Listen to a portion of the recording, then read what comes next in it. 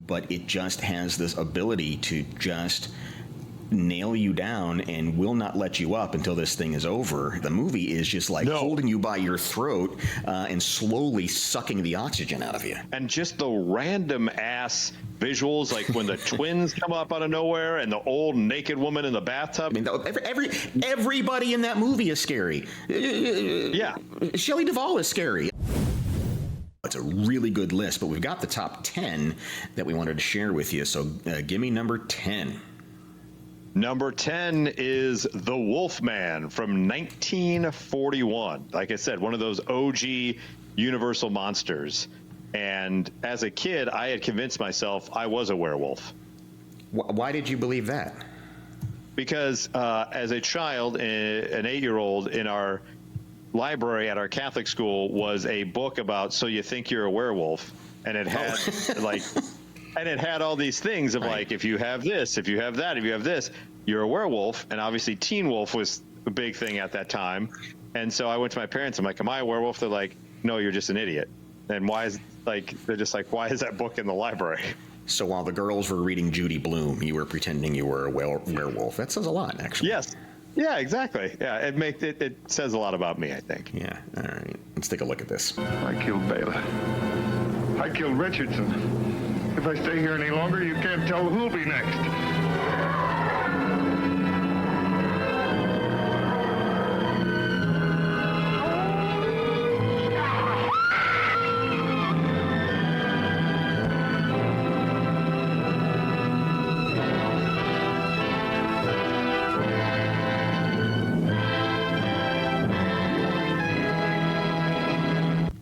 Comment down below if you have ones that you want to include in this list. So, I mean, just check that trailer out. That's pretty disturbing. It is. It is. I will say, what was it? Pillaging, plundering, or whatever. That's actually one of the Trump watches too. After the fight. It's it's one of the Trump watches as well. And if you don't get the reference, you can search our channel and find. Yeah. And I think, as I'm thinking about this, okay, so we've got Wolfman. We're going to see a couple other, Dracula and Frankenstein coming up. And I wonder if it's a case of so many of those original characters, the Mummy and those things, became Scooby-Dooified. It became sort of a joke. Abbott and Costello meet Frankenstein, and so it stopped. But when you go back and you watch the original source material, you go, holy shit, that's an intense movie, especially for the time. Yeah. That damn Monster Mash really screwed them over because everyone thought they were just dancing around and singing. That's right. Up next, so The Wolfman from 1941 comes in at number 10 on this list from Complex of the 31 best horror movies of all time. Number 9, Dracula from 1931. What's he done to you, Jane? Tell me. He came to me.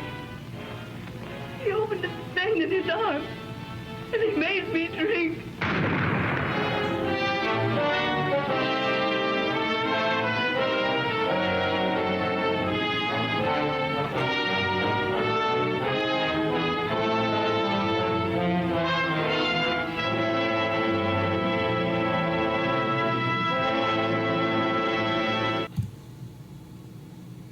Yeah.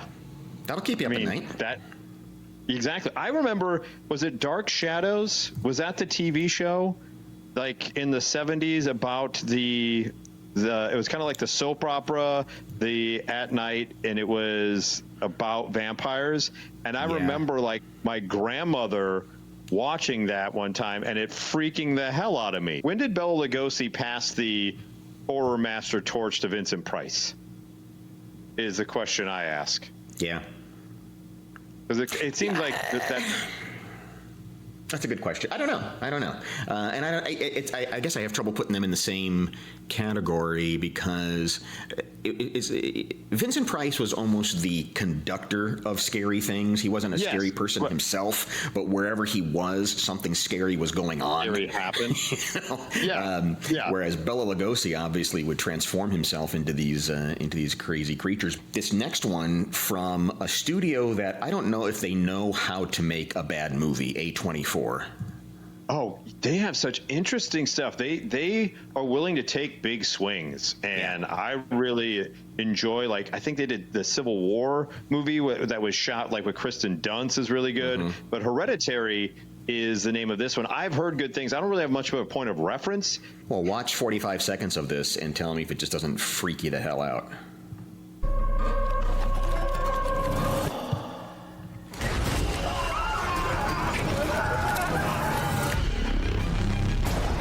I don't like this. Oh, no. Dad, I don't like this. What's happening? Tina! This Wi-Fi also. You're voicing me. I am your mother. Mom, If you can still hear me in the chat, post something. Because, yeah, it's so horrifying we can't even watch it. That's how horrifying it is. Let me see if I can send him a chat and see if he's on here, because we'll continue with this list. We're going to go to the next one on this list. Is an absolute classic, and it's hard to top Alfred Hitchcock. The murderer, you see, crept in here very slowly across the showers on. There was no sound, and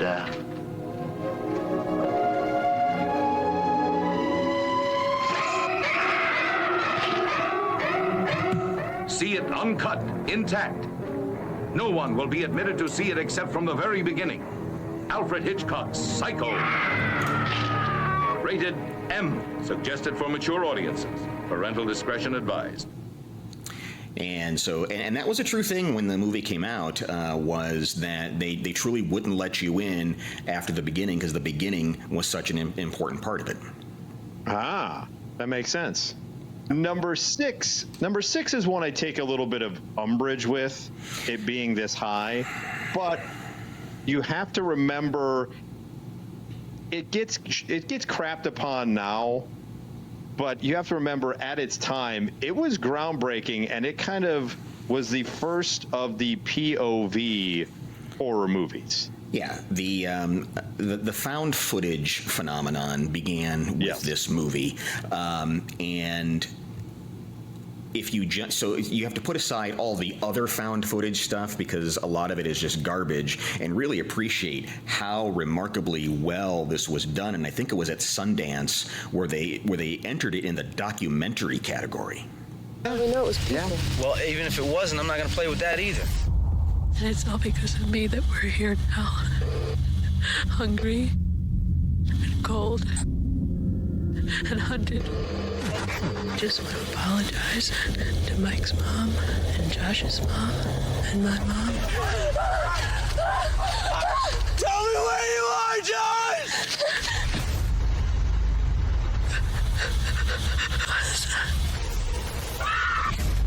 I'm gonna die out here. And so intense. It's intense. It really is intense, and even at the time, because we had never seen a movie that was shot like that before, and once you bought into its own world of reality, it's scary as hell. It's scary as hell. Well, it speaks to kind of it's scarier in your mind than anything they can show you on screen. Right. So it's just that unknown of, they're being stalked by something. They're out running, but you can't see it. And it just, even talking about it makes the hair on my arms go up, because it's just that unknown of like, what the hell is coming after us? After Blair Witch, we have the quintessential slasher serial killer. It started the genre, but once again, I had an opportunity, here we go, shameless plug alert. I had an opportunity to interview one of the stars of this movie, PJ Souls, just recently, and she reminded me that not a lot of blood. Like, you'll see some of the deaths on screen, but it wasn't overly gory for the sake of gore, and that kind of just the slow stalking nature of the main character and just kind of showing up is what's unnerving. And mostly, talk about the score. The musical score on this, the dissonant tones, throws everything just like, I don't know what the hell's going on here with Halloween. Halloween night. A small American town. 15 years ago.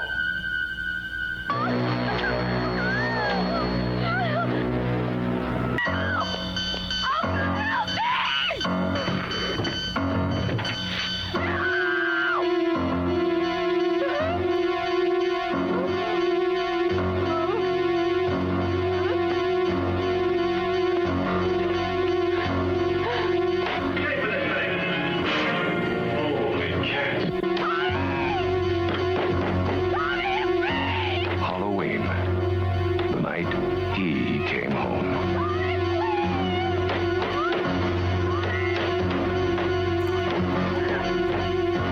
So, and one of our viewers, Dirty Laundry Hockey, said classic or older is a good story, just don't go for the gore, which I tend to agree, but I think you're right. This one isn't as gory. You know, again, it may have been spoiled by the knockoffs and its own sequels that followed. Yeah, right. Yes, agree. I think sometimes if you go back and watch that first one, and just the fact that like made in like 3 weeks, they only a couple of takes, and you know, it's just like the guerrilla style in which they shot that movie. It translates onto the screen, and it's just with the score and everything else, a iconic character, and definitely, I think, well placed. Definitely a top 5 of all time. It's one of those ones you have to watch every Halloween. Absolutely. As we go through this list of the 31 best horror movies of all time from Complex. Number 4, you know, as much as we talk about Blair Witch saying it was a documentary, there was an era of that to this as well. It was the whole based on a true story thing. Mm-hmm. Well, and in this case, there actually was a Leatherface person who did these sorts of things. It was amped up for the movie, but yeah, the way it is portrayed in Texas Chainsaw Massacre is crazy.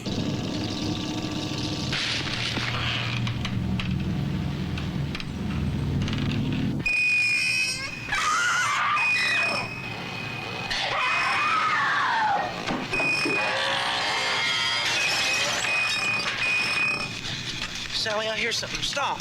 Stop. This is the movie Rex Reed called the most horrifying motion picture I have ever seen. The Texas Chainsaw Massacre from New Line Cinema. It was the one that initiated the whole concept of the final girl. That's true. Each horror movie has the quote-unquote final girl who makes it to the end that's able to best the beast inside. And this one was kind of the start of that. Number 3, we go back to the old school with The Bride of Frankenstein from 1935. And to be honest, I'm not as familiar with Bride of Frankenstein as I am of Frankenstein. And it's always been my understanding, and this is one that I'll need to revisit as well, that it is better than Frankenstein. That it was one of those rare sequels that actually improved as they brought a new storyline into it. She's gone! A monster! He's got her!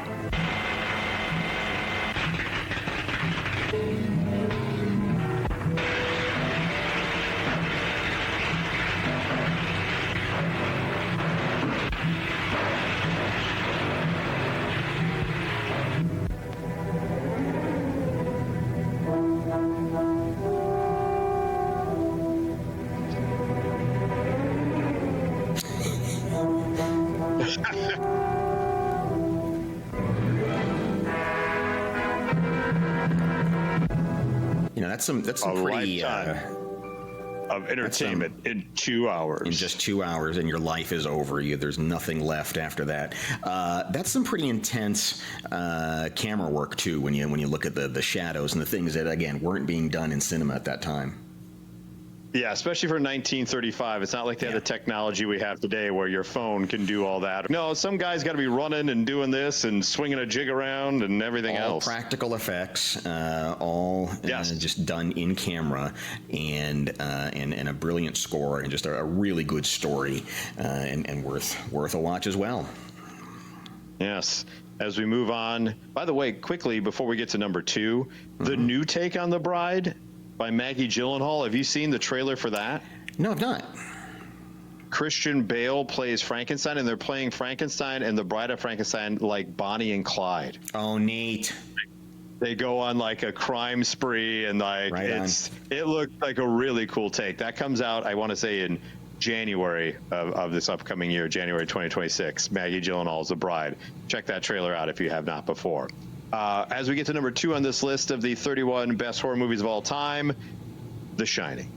I mean, come on, just red rum, and like, and the performance by Nicholson in this thing is just beyond. Words can't describe how good he is in this role. You did this to me. Didn't you? I'm not gonna hurt you. I'm just gonna bash your brains.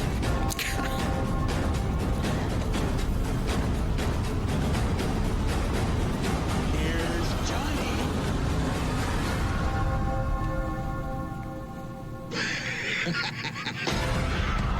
Yeah, when the elevator opens up and the blood just goes, you're like, okay. Well, that's just it. I mean, normal. it's already a scary movie by itself. You add Stanley Kubrick's weirdness to it. And, I mean, it just pins you to the chair because you don't know where you're going with this thing. And you, if you think about your first watch, and if you haven't watched it, obviously go watch it.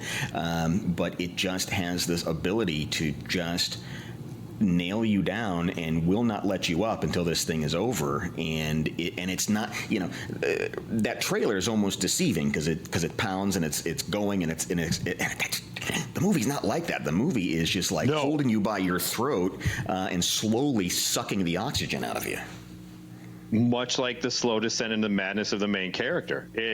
That's what you're kind of feeling, and they set the mood and just the random ass visuals, like when the twins come up out of nowhere and the old naked woman in the bathtub, and you're like, what the am I looking, you know? And then there's like the goddamn bartender is scary.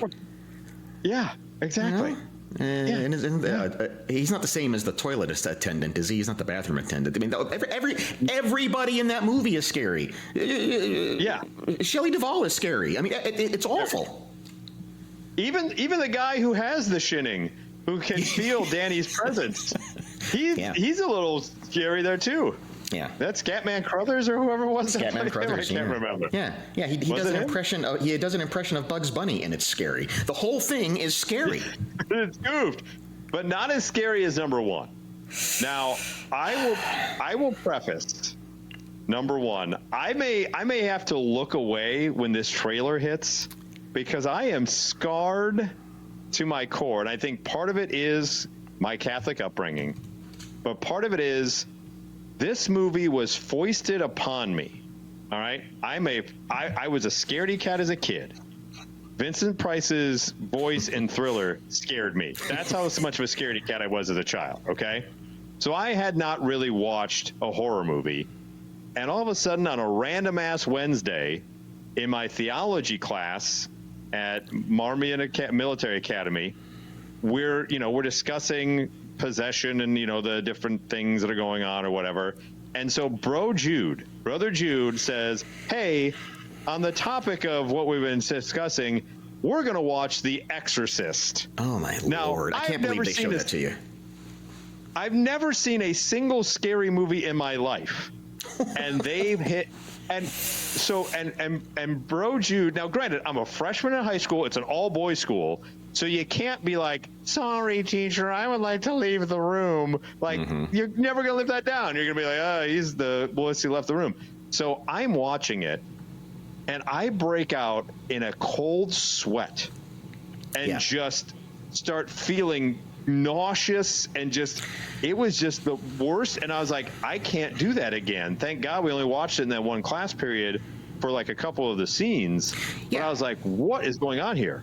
And look, you're not alone there. Of course, the stories are just notorious of when this movie came out, of people just tumbling out of the theater, vomiting, and And there is a hint of a true story in here. This is based on a girl. I'm sorry, it was based on a boy, I think, in St. Louis, who was believed to be possessed. And so that's what the book is based on. And I'm actually only going to show a bit of the trailer because the trailer is so damn disturbing. The whole thing is just goofed. And like I said, I get antsy just talking about it. It's one that, despite people saying it's so, I have never gone back and watched any other part of it. Like, really? I just can't. It scarred me so much. I just can't. I'm just like, that's one where I'm like, nope. And not even any of the sequels, not any of the reboots. I just can't. It still holds up. Something beyond comprehension is happening to a little girl on this street, in this house. A man has been sent for as a last resort to try and save her.